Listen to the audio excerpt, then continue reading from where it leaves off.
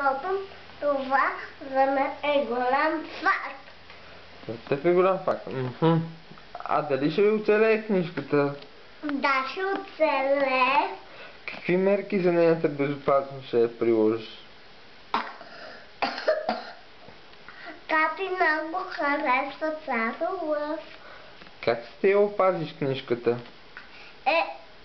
Няма да я давам, а само ще я видя. И как да я видят дали да я даваш? Да. Те ще искат да пикнат с техните малки пръщите.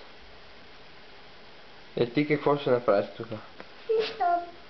Значи те ще я скъсат. Да, нощите ще проверям, че и там са ми намерили гърдеро. Аз имам в първа група. И решението на тати е... Гледай сега с любопитство към тати. Дали ще я дам или няма да я дам? Ще дам. И решението на тати е... Не я давам.